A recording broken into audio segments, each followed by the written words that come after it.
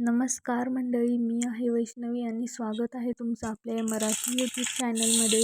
तर आज आपण बनवणार आहोत ना कांद्याची पात, म्हणजे त्याची भाजी बनवणार आहोत. मला माहिती ही खूपच जास्त सिंपल रेसिपी आहे, प्रत्येकालाच भाजी बनवता येते. पण कसं असतं ना, प्रत्येक शहर असेल, प्रत्येक ठिकाण किंवा प्रत्येक भाग त्यानुसार बनवण्याची पद्धत बदलली जाते. तुमची पद्धत काहीतरी वेगळी असेल, माझी पद्धत ही अशी आहे. तुम्ही पण एकदा नक्की या अशा पद्धतीने ना ट्राय करून बघा, भाजी खूपच छान लागेल.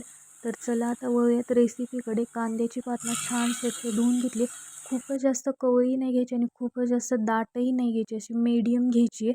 खूप दाट किंवा खूप कवळी एकदम अशी व्यवस्थित नाही लागत, त्यामुळे अशी मीडियम घ्यायची. मग काय तेच नॉर्मलच तेलात जिरे, मोहरी, लसूण, धुवून घेतलेली भाजी, मीठ, तिखट टाकायचं आणि मटकीची डाळ घालायची मुगाच्या ऐवजी. तुम्ही कुठल्याही हिरव्या पालेभाजीला असेल किंवा कशातही मुगाऐवजी एकदा मटकीची डाळ घालून बघा, टेस्ट अगदी अप्रतिम लागते. एकदा माझ्या म्हणण्यानुसार तुम्ही एकदा ट्राय करून बघा, कारण मटकीला स्वतःची चव असते, त्यामुळे खूपच अप्रतिम लागते ती. त्यामुळे मटकीची डाळ घालायची, भाजी उकळत आली की तुम्ही कुट्टा घालायचा आणि हवं तेवढं पाणी घालायचं किंवा मग अगदी सुकी तुम्ही बनवू शकता, पण वाफेवर शिजवून घ्यायची. भाजी खूप जास्त छान लागते, भाताबरोबर किंवा भाकरीबरोबर खाऊ शकता.